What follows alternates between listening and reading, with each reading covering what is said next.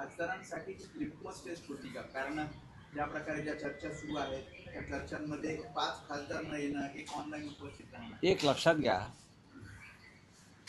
की आमच्या पक्षामध्ये आमच्या बैठकात काय चाललंय ह्याच्यावरती उगाच अफवा पसरवणं, चुकीच्या बातम्या देणं हे योग्य नाही. काल शिवसेना खासदारांची एक बैठक नेहमीप्रमाणे मातोश्रीवरती शिवसेना पक्षप्रमुखांनी आयोजित केली.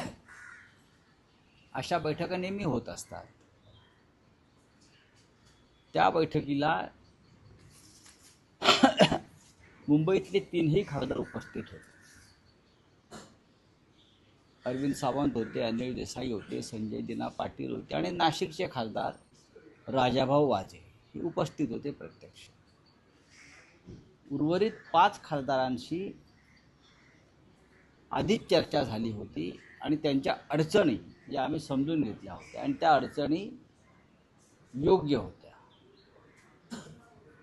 आणि मी काल आपल्याला माहिती दिली की यवतमाळ वाशिमचे खासदार जे संजय देशमुख आहेत त्यांच्याकडे त्यांच्या मुलीच्या लग्नासंदर्भात कार्य सुरू होतं. नागेश अष्टीकर हिंगोलीचे खासदार आहेत, त्यांनी काल पत्रकार परिषद घेऊन सांगितलं त्यांचा मुलगा निवडणुकीला उमेदवार उभा आहे विधान परिषदेत.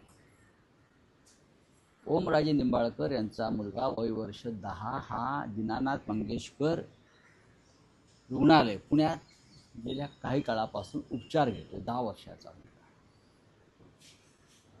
भाऊसाहेब वाघचौरे यांच्या पत्नी आजारी आहे, त्या इस्पितळामध्ये आहे. आणि या सगळ्यांशी आधीच चर्चा झाली होती किंवा त्यांनी जो पर्याय दिला की साहेब आम्ही व्हर्च्युअली म्हणजे व्हिडिओ कॉन्फरन्सिंगद्वारे बैठकीला उपस्थित राहतो. ही आता जगभरातली एक पद्धत आहे. मोदीसुद्धा राहतात अशा प्रकारे उपस्थित आणि देवेंद्र फडणवीस राहतात. संजय बंडू जाधव यांच्याशी उद्धवजींशी चर्चा झाली. ते पुढल्या 2 दिवसामध्ये उद्धवजींच्या भेटीसाठी येत आहे. अशा तऱ्हेनं लोकसभेतल्या 9 खासदारांनी कालच्या बैठकीत पूर्णपणे संवाद साधला आणि चर्चा केली. ज्या खासदारांवर संशयाची सुरू आहे तेच खासदार अनुपस्थित राहणे. कारण मागील काही दिवसांपासून चर्चा आहे बंडू जाधव संदर्भात. बंडू जाधव हे महाविकास आघाडीच्या कालच्या परभणीच्या बैठकीमध्ये सुद्धा उपस्थित राहिले. तुमच्या माहितीसाठी सांगतो की जेव्हा शिवसेना फुटली काय ते 30-40 लोक गेले तेव्हा ज्यांच्यावर संशय नव्हता तेच आधी गेले.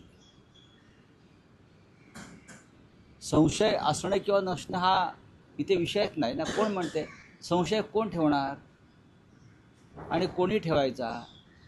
आमच्या खासदारांवरती पूर्ण विश्वास आहे आणि यापुढेही राहील. पण लोकसभा 12:30च्या बैठकीला मुंबईतले खासदार संजय दिना पाटील हे 2 वाजता येतात.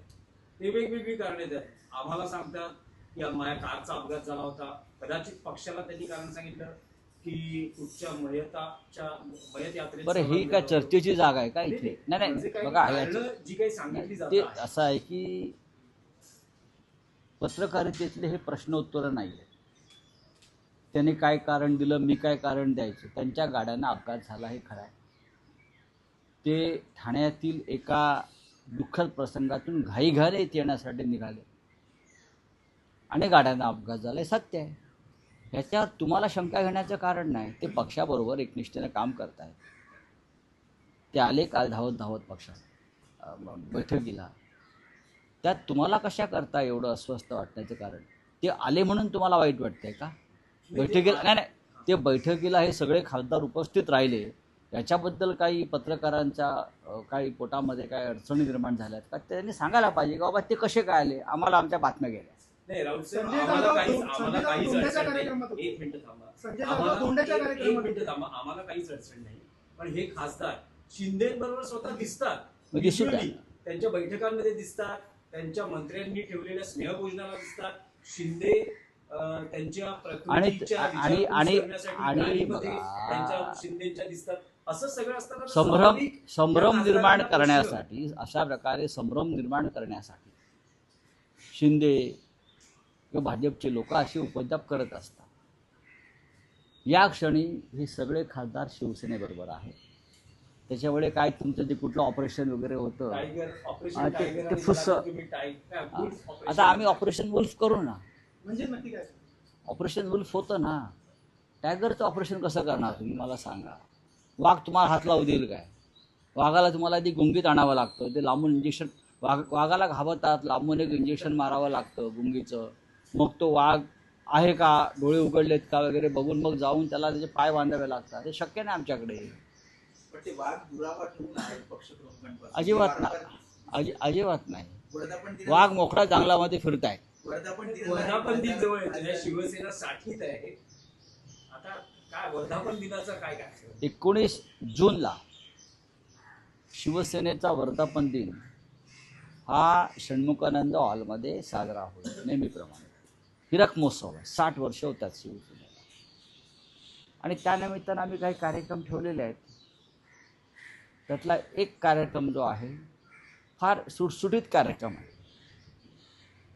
पण ते मी आता सांगत नाही. पण तेव्हा खासदार केवळही खासदार येतील ते अनुपस्थित पाच खासदार आमदार अशा कार्यक्रमाला आमंत्रण द्यायचं नसतं. हा आपला घरचा कार्यक्रम असतो. आणि त्यावेळेला ठिकठिकाणी जिल्ह्यामध्ये सुद्धा कार्यक्रम होत असतात. पण मुंबईतला मुख्य कार्यक्रम जो असतो हा षण्मुखानंद हॉलला आहे. उद्धव ठाकरे साहेबांचे भाषण आहेत. त्याशिवाय इतर काही कार्यक्रम आम्ही आयोजित केलेले आहेत. पण मंचावर आमदार खासदार असतात तर त्यांची उपस्थिती राहील का? पण आता जे येतील त्यांना खुर्च्या ठेवल्या जातील. मंचावरती शिवसेनेचे नेते असतात. राहुल साहेब, आणखी एक विषय आहे जो राष्ट्रीय राजकारणातला आहे की ममता बॅनर्जींचा जो पक्ष त्याचे 20 खासदार फुटले आणि 22 त्रिपुरातल्या एका स्थानिक नॅशनल सिटीजन पार्टी यात विलीन झालेल्या आहेत. कधी आपण या पार्टीचं नाव ऐकलं का? National citizen of India party NCIP ही त्रिपुराची पार्टी. या पार्टीला संपूर्ण त्रिपुरामध्ये 862 मतं मिळाली. आणि पश्चिम बंगालमध्ये हे काही जागा लढले, तिथे यांची डिपॉझिटं गेली आणि 1000 मतंही पडली नाही. हे अमित शहा कुठून कुठून या पार्ट्या निर्माण करतात आणि पटलावर आणतात. आणि एखाद्या गुलामांना हातापायात बेड्या बांधून बरं का कोठडीत ढकलावं तसं त्या पार्टीत ढकलतात. 22 का 20 जे खासदार आहेत ते भाजपात जायला निघाले होते.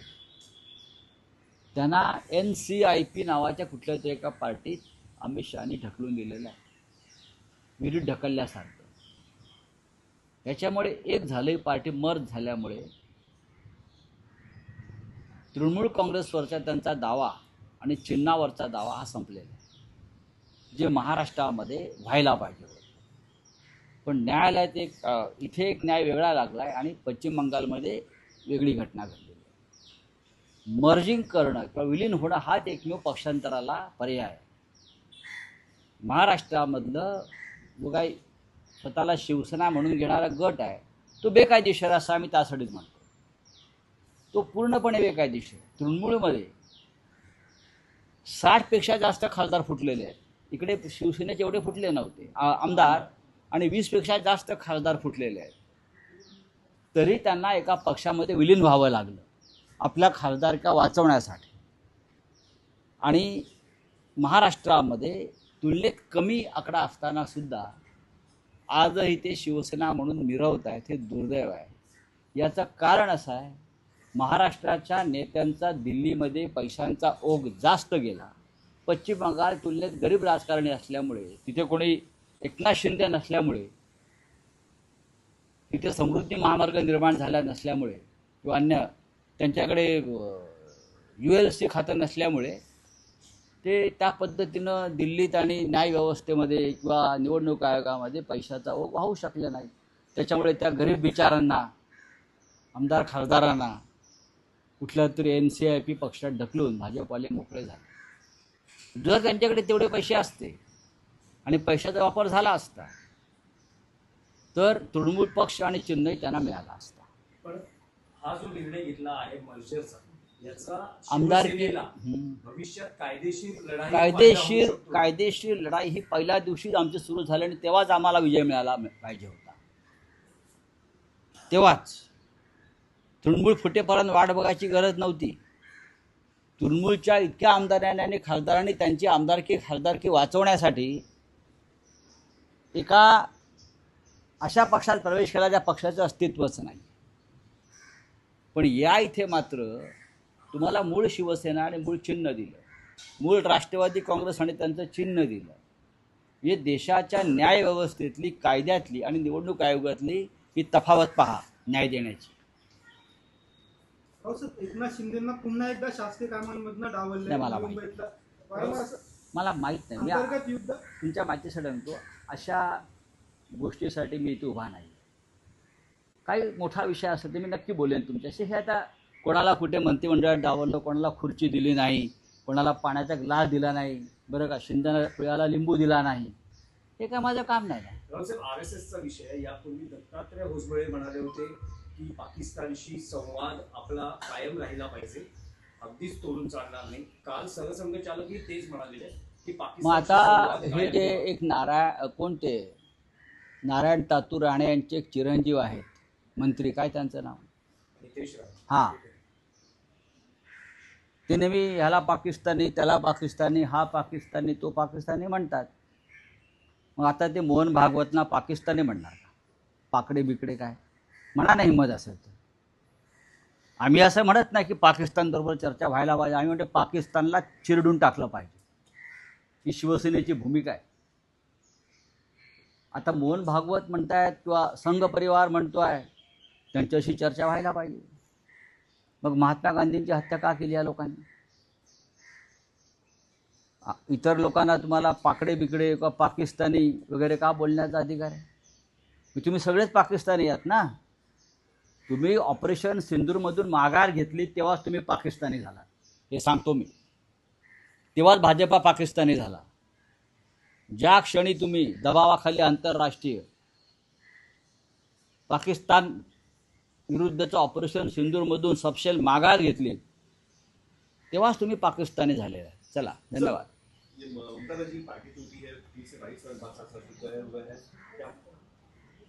तो ममता जी की पार्टी टूटी है, उसको अब 1 महीना हो गया, अब भूल जाओ.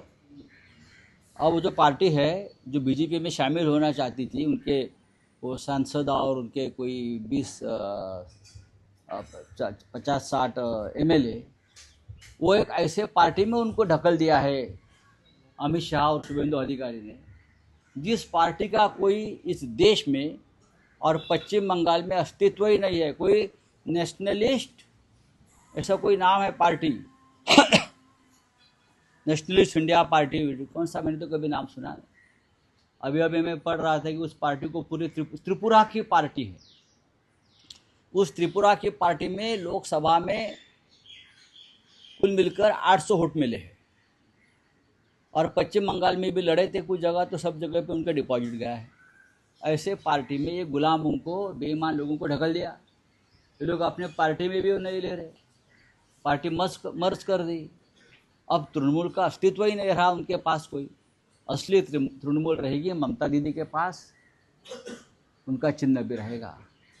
यही बात महाराष्ट्र में होनी चाहिए थी, लेकिन महाराष्ट्र में अलग न्याय हो गया और यहाँ अलग न्याय हो गया.